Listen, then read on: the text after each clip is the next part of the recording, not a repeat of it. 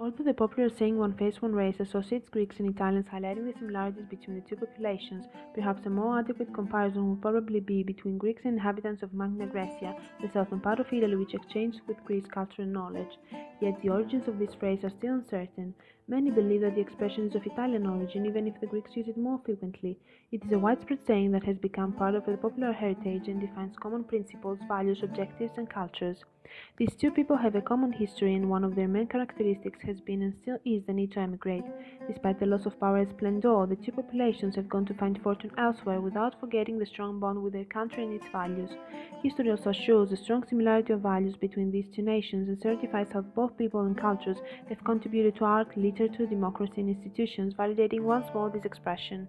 The Dodecanese Islands are a handful of small and beautiful lands scattered in front of Turkey. Ottoman property since the 16th century, some of them briefly independent during Greek Revolution, those islands were occupied by Italians, Germans, and provisionally by the British to finally return to Greece in March 1948. Today tourist destination, yesterday territory of the Italian Empire overseas, the Dodecanese represent an almost forgotten chapter of Italian colonial history. The Italian occupation of the Dodecanese Islands was a consequence of the Italian-Turkish War undertaken by the government of Giovanni Giolitti. On May 1912, General Giovanni Amelio attacked Rhodes and the Italian soldiers took control of the capital of the Dodecanese, being welcomed as liberators by the Greek population. In fact, Orthodox Greeks finally witnessed the end of the long Muslim domination that lasted for 400 years.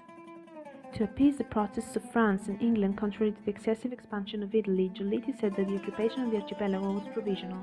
Yet, Italy took advantage of the weakening of Greece to unilaterally declare the annexation of the Aegean Islands, which was finally recognized internationally by the Lausanne Treaty of July 1923. At the foreign policy leadership was Benito Mussolini, who decided to rename the Dodecanese with the name of Italian-occupied territories of the Aegean.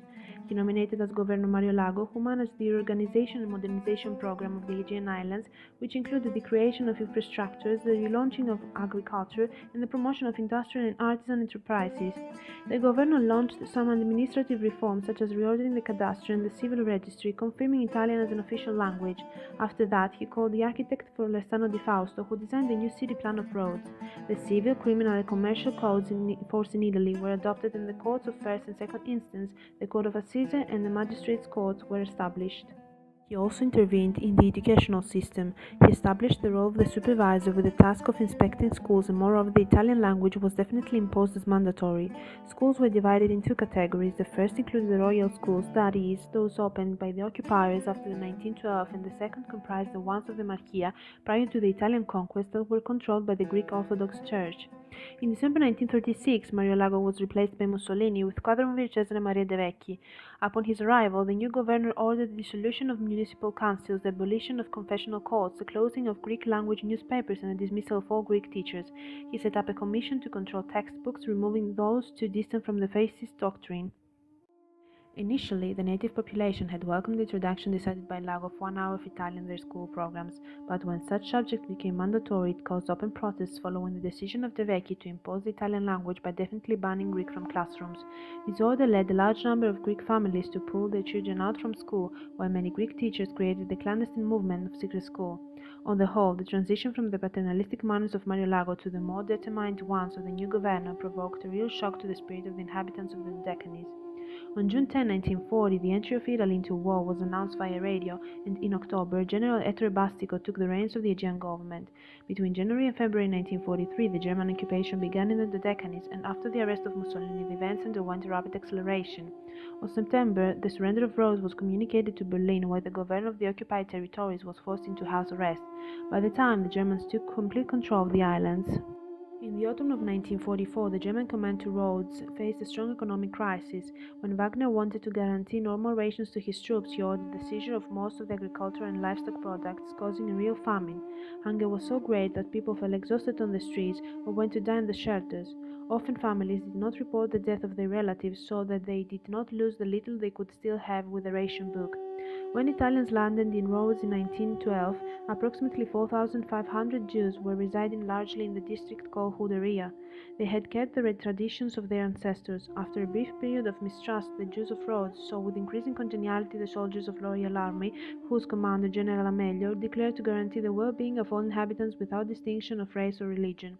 Nevertheless, on December 1938, a decree was issued concerning the expulsion of Jewish teachers and students from schools of every order and level. Altogether, inhabitants of Jewish faith of the Aegean Islands became second-class citizens, and about 800 foreign Jews that were living in the Dodecanese in November 1938 underwent the expulsion order. In 1944, the town hall employees handed over to the fascist police a list of 1,661 names, a copy of which was provided to the German command. After obtaining the documentation, the SS planned a roundup. They gathered with deceit all members of the Jewish community, locked them up at the Kommandantur headquarters, and after they had stolen money and jewels and taken their personal documents, the prison officers left them for 3 days without food or water. The interns were packed in the ships that reached Piraeus. From there, they were led to Athens train station and finally to the Auschwitz concentration camp, where almost all were tragically killed in the crematoriums. On May 7, Wagner received by radio the order to lay down weapons. Immediately after the liberation, the Southern Sporadists passed under the control of the British military administration until March 31, 1947. On that same day, the responsibility of the government of the Southern Sporadists went to a Hellenic military mission, and on March 7, 1948, the islands joined to all effects to Greece. In the Dodecanese, the Italian occupiers are remembered as good and civil people who treated the islanders with courtesy and respect. There were authentic friendships and several mixed marriages. The popular saying "Una faccia una razza," often heard in its Greek version, "Mia faccia mia razza," was not merely suggesting a racial exterior similarity, but recalled a sense of affinity.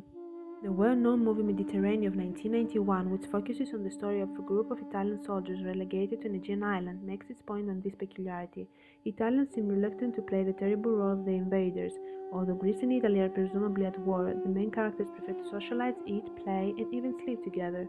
The Wehrmacht instead had a very sinister reputation. Locals were struck by the brutality that marked their arrival. When it came to being ruthless, not even fascists could compete with Germans.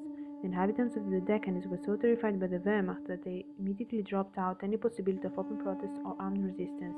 The comparisons between Italians and Germans exacerbated the dread that the latter raised. The general impression was that Italians killed people unwillingly, whereas Germans seemed to be doing it with complete apathy. On the other hand, the British presence was also considered as a further occupation because it aimed at imposing its laws. The population of the Southern Sporadists attributed the nature of the occupation to the character of the occupiers. Thus, the austere and terrible Germans had produced an experience of terror, while the evident coldness and arrogance of the English explained the tensions and hostility that dominated the period of the British administration. What distinguished Italians was familiarity, a characteristic that the people of the Aegean Islands appreciated a lot. In conclusion, with their willingness to interact with the colonists, Italians as persons managed to mitigate the alienating effects of foreign domination over the dominated. Despite the aggressive rhetoric of the fascist regime and its attempts to force assimilation, the population of the Dodecanese found comfort in thinking that Italians as individuals were more humane than Italians in general.